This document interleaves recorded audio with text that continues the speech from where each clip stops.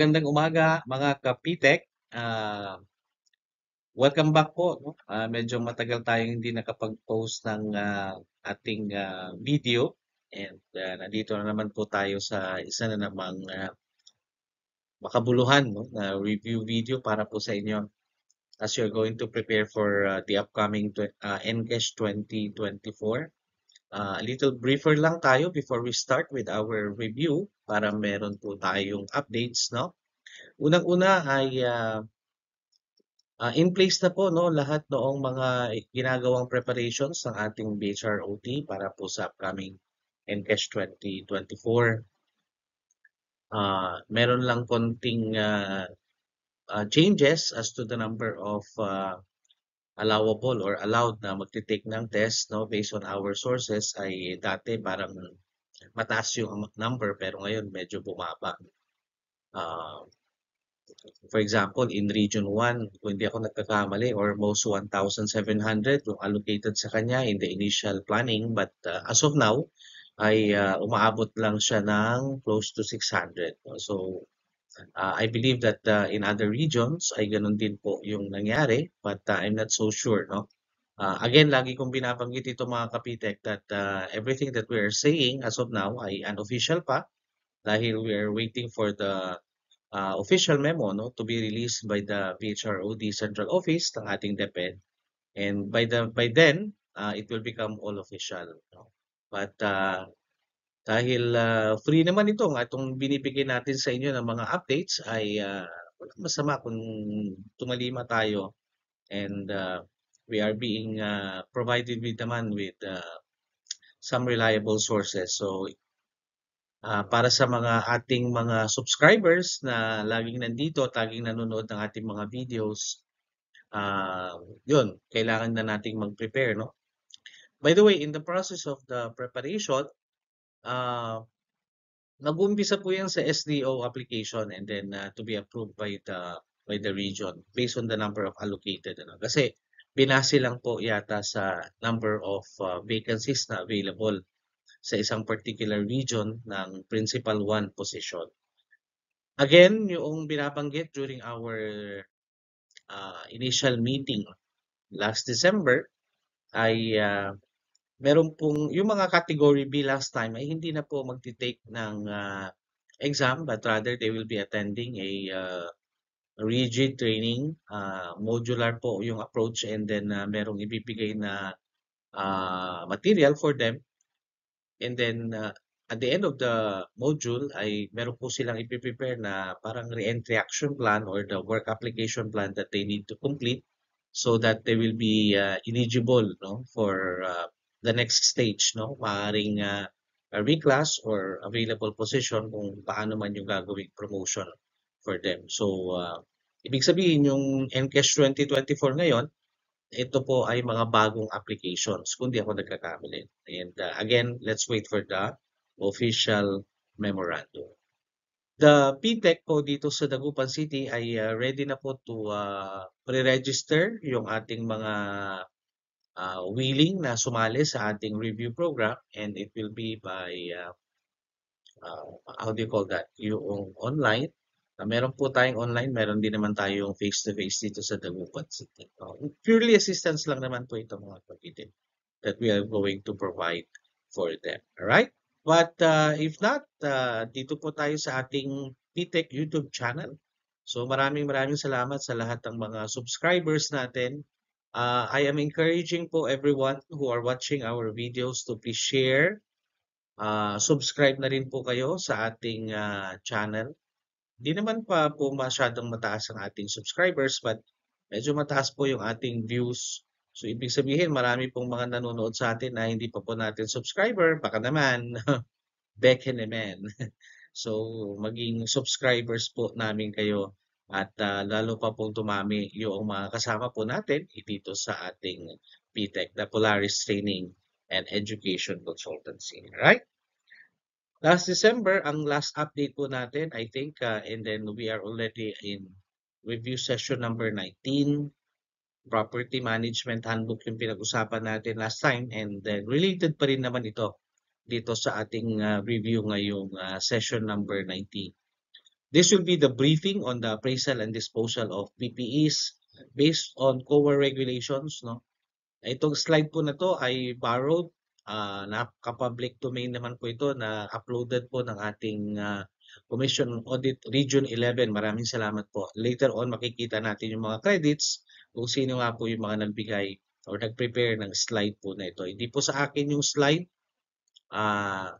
Ito po ay downloadable na nakita po natin coming from the Commission on Audit Region 11 na ginamit po nila sa kanilang online briefing.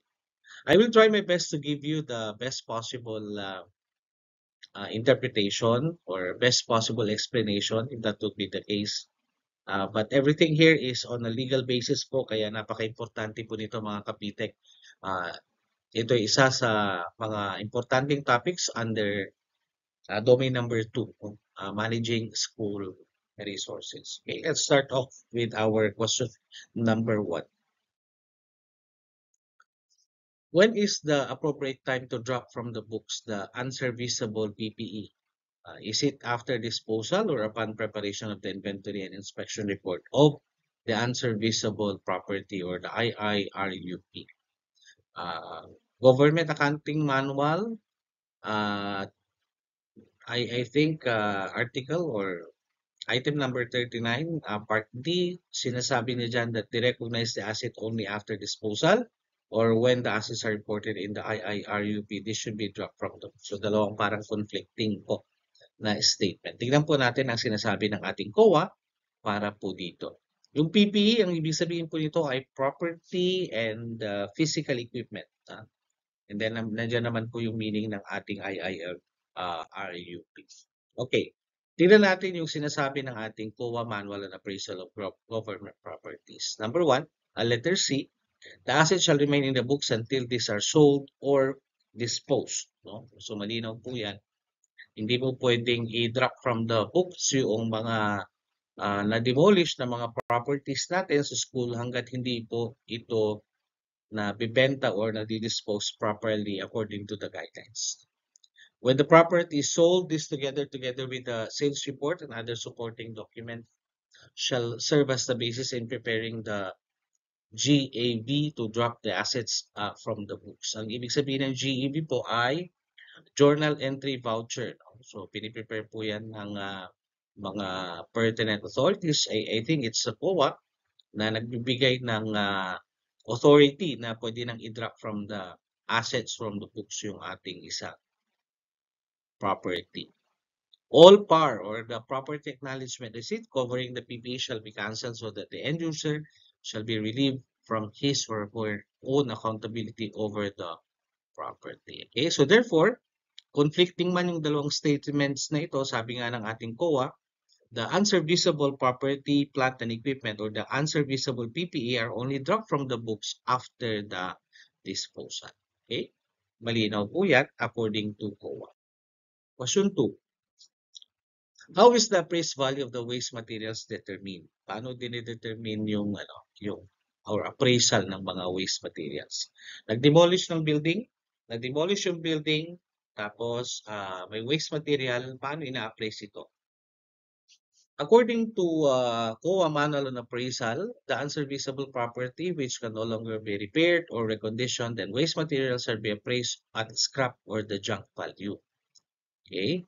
In the same manner, the junk value, according to Section 3 of the Manual on Appraisal, sinasabi niya na yung junk or scrap value is the price of the scrap or the junk metal or the lumber prevailing in the local market. Okay? Kaya kung ano yung appraisal, kaya nagtataka tayo kung bakit napakamura kung minsan ng ating appraised value na ibinibigay ng ating COA, it's because naka-scrap value na po ang mga ito. Hindi na po ito binabasa. Halimbawa, yung yero, kahit nasabihin natin na may mga magaganda pang mga parte doon na kung pwedeng, junk value na po yung value. Ibig sabihin per kilo na siya. No? Kung ilan yung per kilo na pinangbibili ng ating mga nasa junk shop industry. Okay? Let's move on. Ganun din yung sinasabi ng 5.2 of the COA Manual of Appraisal, sabi niya dyan that for waste materials and property which are unserviceable and can no longer be repaired, no, the end user shall determine the unserviceability of the property, and then ito ay magkakaroon ng appraisal. And then usually yung appraisal naman hindi po ginagawa ito ng school, ano? Sino po nagbibigay ng appraisal value? It's the COA, no? It's the COA. Meron po silang mga ano diyan, mga expert, no, na nagbibigay ng ano. Kaya nga in our case, for example, meron kaming na-demolish na building o i-demolish na building. Hindi po namin ito pwedeng ipa-demolish right away hangga't hindi po namin nakukuha yung document na nanggagaling kay COA na sinasabi niya na ito yung appraised value. So kapag may appraised value na yan, yan na yung magiging basis natin on or when or how the bidding process will commence. So kapag nagkaroon ng bidding, usually yung bidding na yun nakadepende yung minimum amount ng bid doon sa scrap value na ibinibigay o ibinigay sa atin ng ating Commission on Audit. Okay? So pag sinabi ng ano na total scrap value nito ay 50,000, kailangan ang minimum bid ay nasa 50,000. Di ka pwedeng bumaba na 50,000. Otherwise, kapag mas mababa sa 50,000 yung bid, pwede siyang i-disqualify right away ng ating Bids and Awards Committee. Question 3 tayo, are we going to apply the same disposal procedures for the salvage materials from demolished or repaired buildings? Okay, sabi niya dyan, according to NBC 425, materials are expendable commodities used by the government in the process of manufacture or construction, including parts or remnants from destroyed or damaged fixed assets. Salvage materials from destroyed or damaged fixed assets are considered as remnants, which are practically considered as waste materials. Okay. If these waste materials are determined to be of no use to the agency, then these are appraised at junk value or the scrap value or at the prevailing price in the local market. So, so long as the manner of disposal will be advantageous to the government. Okay? Kaya kapag ganun din, binabanggit lang dito, nire-refine lang po yung ating sagot na kapag meron po tayong na-demolish na building or may mga waste materials galing po sa repaired buildings, ito po ay ibebenta o i-dispose gamit po ang appraisal on a waste material value. Okay? Ayan. Is there a standard formula for appraisal? Again, sabi ko nga kanina ay it's the COA who's doing the appraisal. Wala naman tayong authority in the school level to do the appraisal. Pwede lang tayong mag-assist in terms of determining the number through the physical facilities coordinator ng school. Ay pwede tayong tumulong sa pag-identify or pag-determine ng number ng yero, ng bakal, ng kung ano pang mga scrap value na yan. But in terms of the amount that will be appraised for those waste materials, it should be the COA na gumagawa po na. At ito ay nakabase po sa Section 5 of the COA Manual Appraisal of Government Properties except for real estate, antique property, and works of art that provides the revised formula. Meron silang ginagamit. Question number 5, related question ito kay number 4. If the property has already exceeded its useful life, will this be automatically subjected to disposal? How long in terms of years can a vehicle be disposed of even if it's still serviceable? Yan, mga related questions yan. Sabi ng ating COA, the useful life of a property is an accounting estimate of the number of years it's likely to remain in service. Functional and fit for purpose, while unserviceable properties refer to those that are no longer capable of providing the entity of expected benefits or the potential. Sinabi niya dyan na disposal occurs when a piece of equipment or property can no longer provide efficient service, though still working, has been rendered useless due to obsolescence. Ganon din yung mga other disposable properties. Kung hindi ako nagkakamali, for example, sa laptop, mga laptop ko, meron yung mga 5 years na ano yan, serviceable life. Kahit na ano na yan, bababa na yung efficiency niya. So, may tendency na within that 5-year period ay talagang maidi-dispose na po ang mga equipment kagaya ng laptop. Okay. Pero hangga't gumagana pa naman at hindi pa naman siya dinideclare na unserviceable, ay okay pa naman siya. Alright? Ayan. Basta functional pa rin at fit pa rin yung kanyang purpose. Continuation tayo, any or all of the following conditions shall constitute disposable property. Number 1, property which can no longer be repaired or reconditioned. May sasakyan, hindi na ma-repair o napakataas na ng repair value, yan, disposable property na yan. Property use, maintenance, or repair more than outweighs the benefits and services that will be derived from its continued use. Mga guidelines po ito, mga kapitek, na ibinibigay po sa atin.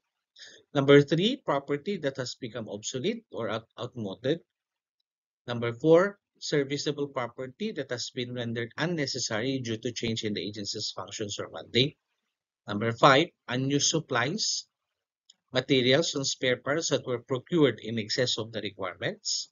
Number 6, unused supplies and materials that has become dangerous to use because of long storage or use, which is determined to be hazardous. Hence, sabi niya, a PPA that exceeded its estimated useful life, okay, ay meron namang sinasabi dyan, no, does not meet any of the criteria, should not be considered as PPE item for the disposal.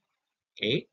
So kahit na sabihin natin na 5 years na yung laptop mo pero hindi pa rin siya pumapasok sa ganyang criteria, hindi natin siya pwedeng i-dispose. Kung ang sasakyan din, for example, ay hindi pa rin siya nag-fit doon sa mga conditions na nabanggit, then hindi rin pa pwede itong i-dispose. Alright? Malinaw po yan sa ating COA guidelines. Is COA Circular number 89296 on property disposal applicable to agencies holding foreclosed assets? Foreclosed assets, sabi niya no. It's not applicable if it falls within the exemption. So, provided the COA Circular number 86-264 provided for the exception to the applicability of the general guidelines on the divestment or the disposal of assets of government-owned and or controlled corporations and their subsidiaries, which states that the circular shall not apply to sales of merchandise or inventory held for sale in the regular course of the business. Para mga foreclosed property, hindi naman yan. Yan. In our case naman sa ating school, dahil school context ang pinag-uusapan natin, dito masyadong applicable. Parang binabanggitan niya na kapag waste material, okay, wala naman tayong foreclosed property. Hindi naman tayo kasama dyan. Question 7, is it allowed to donate unnecessary old but still serviceable properties to private higher education institutions, especially when affected by unforeseen circumstances? Or, for example, end of project, computer used in the project to be donated to earthquake children, halimbawa lang. Anong sinasabi ni COA regarding this? Yes daw, pwedeng i-donate, no, yung mga property na yon to charitable, scientific, educational, or cultural institutions as one of the modes of disposal. Pwede naman, wala namang problema. However, okay, sabi ng ating DBM Manual on the Disposal of the Government Property, explicitly states that the donation of the property to the above institution shall only be allowed on exceptional and meritorious cases with the approval of the COA and the DBM. Okay? So, ibig sabihin, hindi mo siya pwede pang basta-basta i-donate. Pero, halimbawa sa school, pag pinayagan naman ni COA, excess yung chair mo, marami nangangailangan in the division or in the district na upuan, pwede mo itong i-transfer to the other school provided that it will be approved by our COA. Ganon din yung process, no, na nabanggit po dito sa ating question number 7. Question number 8, how frequent should be agency appraise and dispose of unserviceable assets? To facilitate the volume of property, is it possible to do disposal of property quarterly? Mga related questions to. Can we dispose those equipment which were damaged by earthquakes acquired 2 years ago? Baka may mga tanong din po kayong ganyan. Ito yung sagot ni OWA. Disposal proceedings should be immediately initiated to avoid further deterioration of the property and consequent depreciation in its value. A systematic and timely disposal will yield benefits in terms of, among others, a higher appraised value and by enabling storage areas available for other purposes. Kaya nga, napaka-importante na yung school, regular yung kanyang pagdi-dispose. Meron siyang nakalagay po dyan na systematic and timely disposal. For reasons that kapag timely yung disposal natin, hindi na bumababa masyado yung value noong PPE. At pwede pa siyang mapakinabangan or medyo mataas pa yung pwedeng pagkuha sa kanya. Yan ang sinasabi. Hindi po, at pangalawa po, yung nabanggit dyan, yung storage areas for other purposes. Kasi kapag halimbawa bulky, yung mga unserviceable na mga copier, syempre bulky ang mga yan.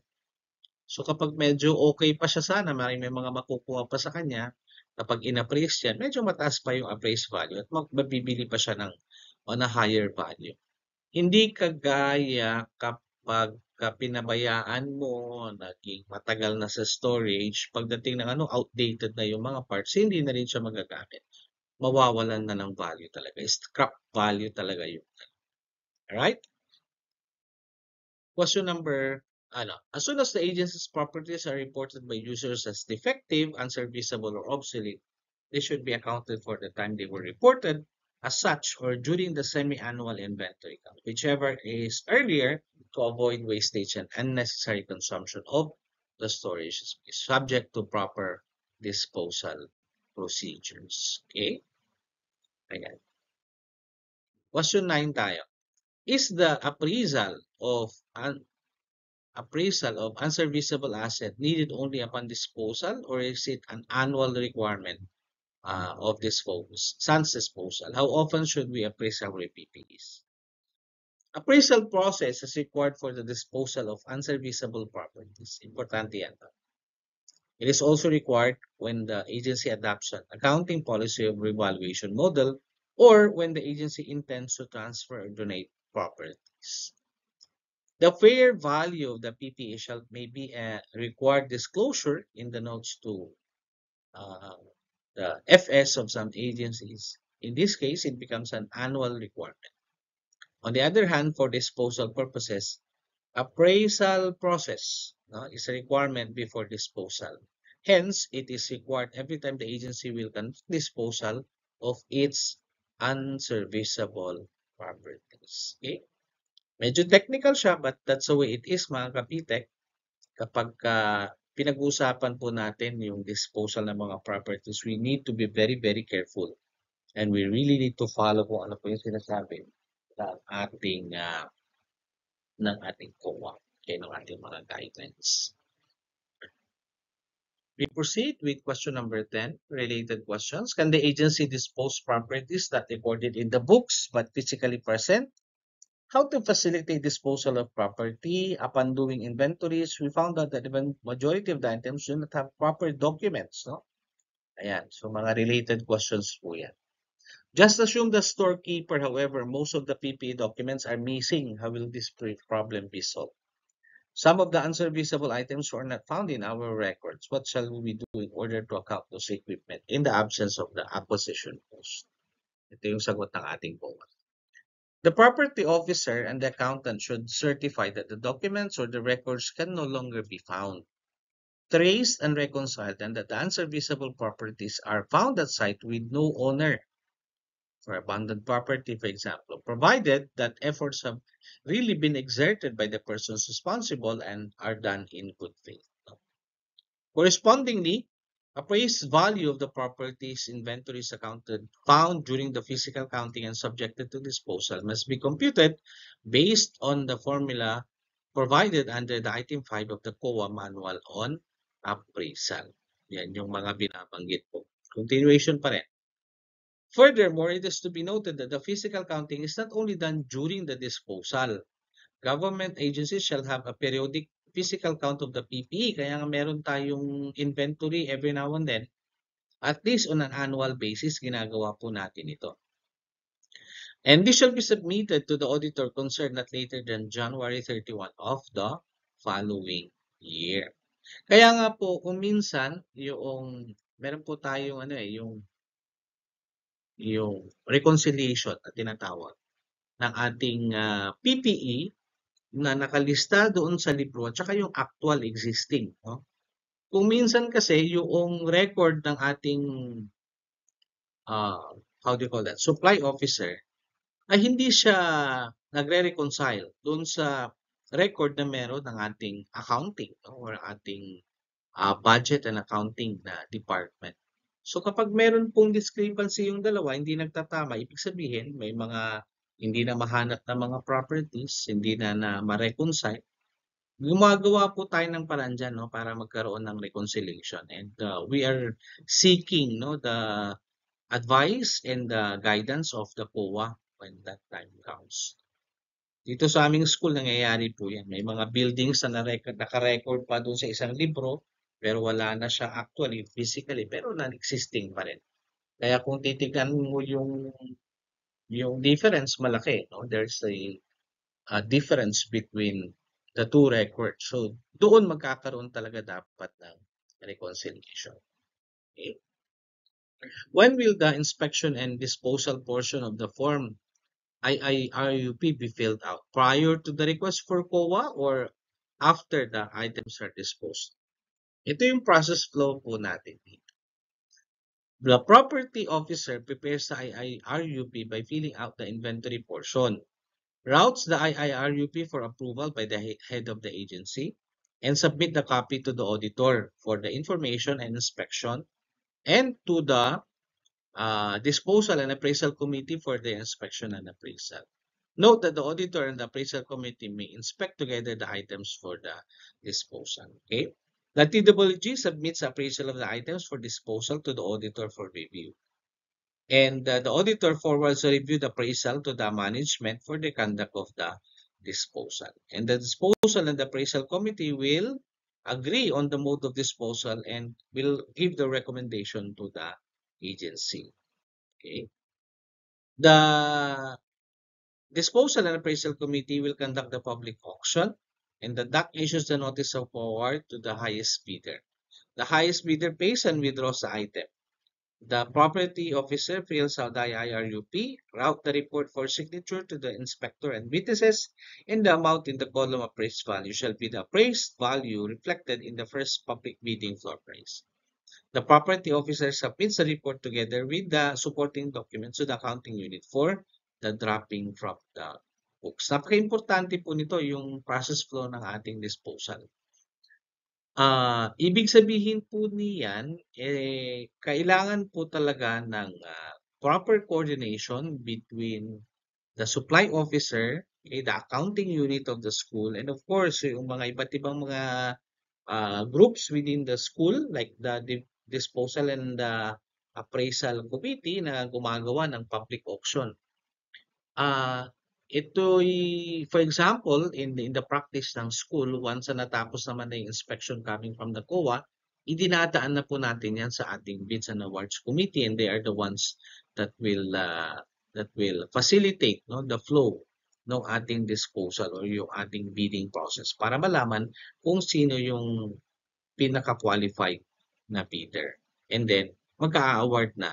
Kapag na-award na kung sino yung most qualified bidder, at makumpleto na yung mga requirements, kagaya ng report ng disposal, lahat ng mga documents will be signed, naibigay na yung amount that has been bid out, for example, then the property officer will now report it, no, to the accounting para ma-drop na from the books. Doon nagkakaroon.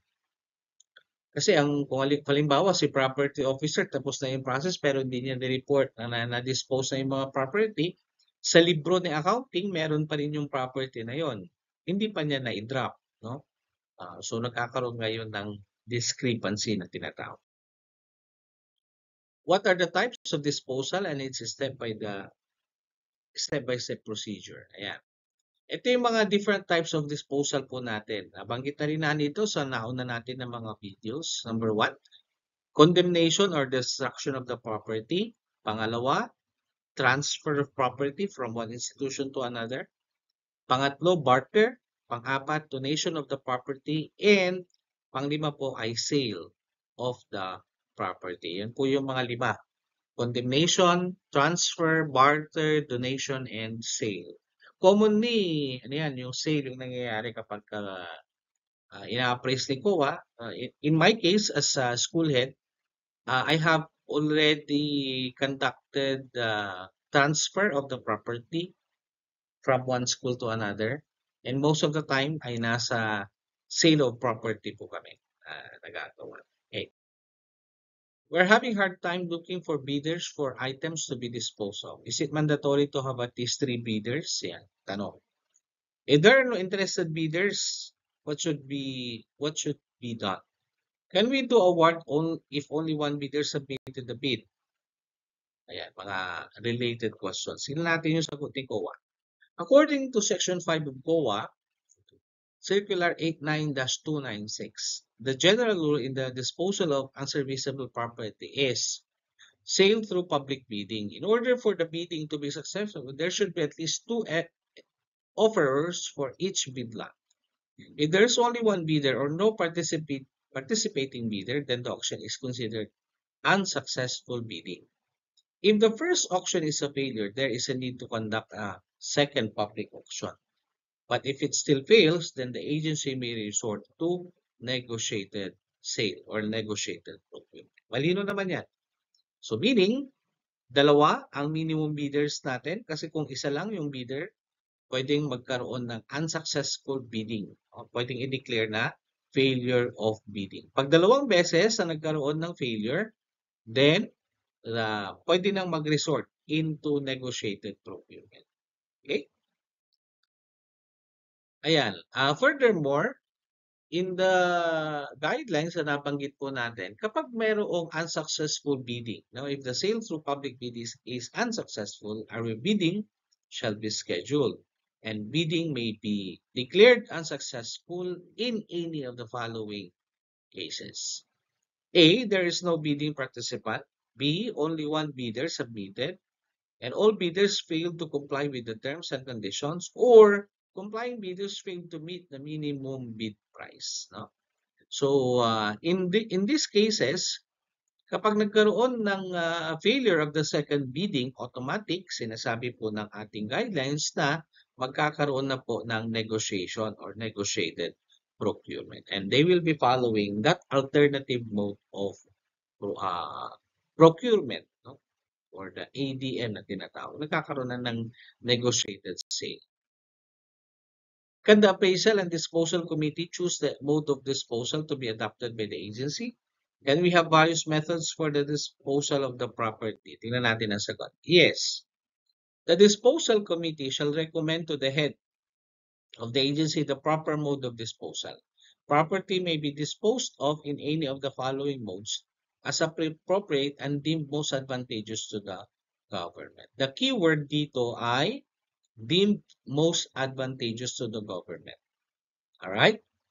Usually kapag sa exam po yan ng NCAS, yun yung mga terms na tinitingnan po palagi natin. Kaya be very careful in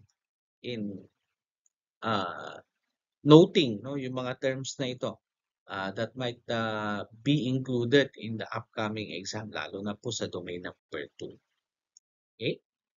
Is there any ceiling amount to determine if the properties to be disposed of will be subjected to the public auction? None. There was no ceiling set. No? Sabi naman dito ng ating DBM manual on disposal, the property may be disposed of through condemnation and transfer, barter, donation, and sale as appropriate and deemed most advantageous to the government. Pag sale of property, nagkakaroon po ng public bidding, as mentioned po kanina, the disposal of the government property shall be through sale by public bidding.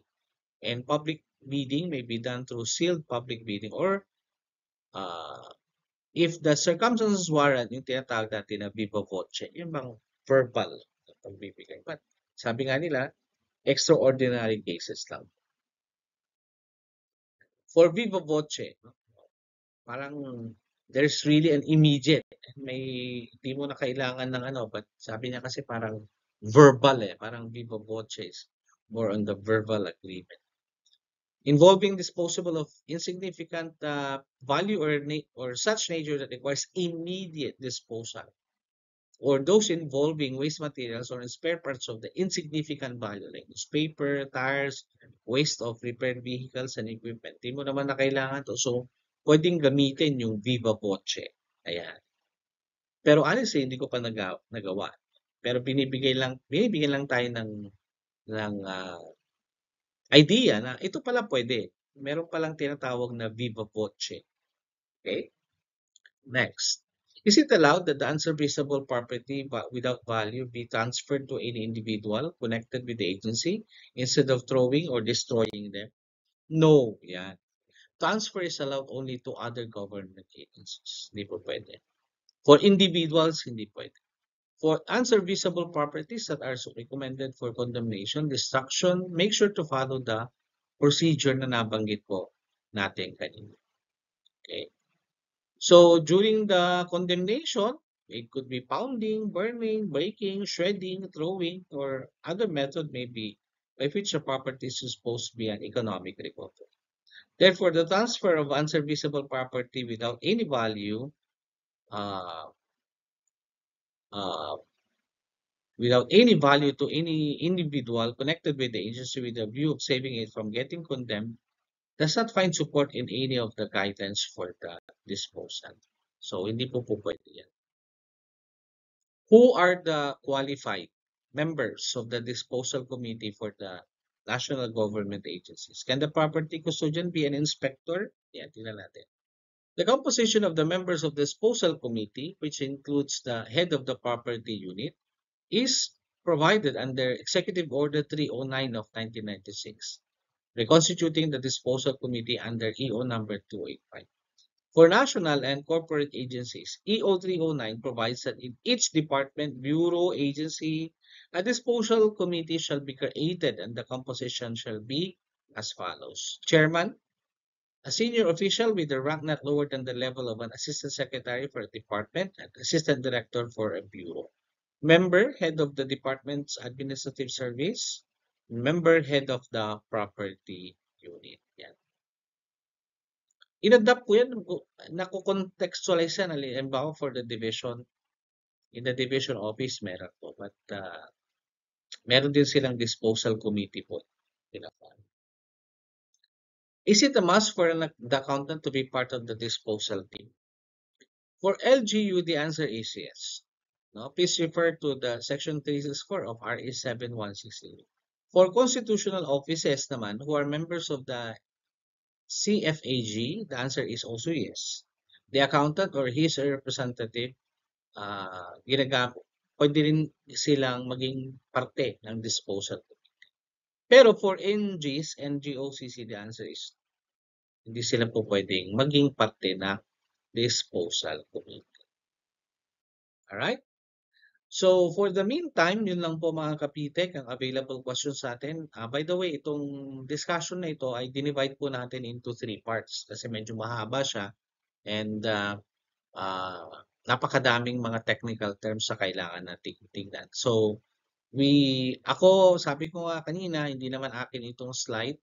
Nakita ko lang po ito na kuha from the Commission on Audit, Region 11, maraming salamat sa kanila for giving us this very good material. So, ito yung mga acknowledgement. Ito kasama na rin po sa kanilang slide. Okay? So, again, maraming salamat sa inyong lahat, mga kapitek. Huwag kayong magsawa na manood ng ating mga videos, no? Kasi para din naman sa inyo yan, magiging gabay sa inyo, hindi lang sa inyong pagpasa, but at the same time for you to become an effective manager ng inyong school. Okay? Sometimes kasi tinitingnan natin, we need to know this kasi ito ay parte ng pinagpe-preparahan natin na exam, no? But deep in our hearts, no? Importante ito dahil pagkatapos mong pumasa, the real challenge will begin. Napaka-importante nito na alam mo yung mga pasikot-sikot niyan, alam mo yung mga proseso na binabanggit po natin para ikaw ay maging effective na manager ng iyong eskwelahan. Okay? So muli po, maraming salamat sa lahat sa inyo na nanonood at sumusuporta sa ating PTech YouTube channel. Hinihingi ko po na ma-share po natin ang ating mga videos sa inyong mga kakilala at makapag-subscribe na rin, no, para mas marami pa po tayong matutunan at marami pa po tayong ma-share sa inyo ng mga exclusive na mga materials. Alright? So the more that we share, the more that we can gain. Good luck po sa inyong lahat. Malapit-lapit na po ang ating April 2024. Kung hindi magbabago yung trend, ay hanggang ganyan po yung ating date, no, ng upcoming exam. Maraming salamat mga kapitek. Hanggang sa muli. Magandang araw.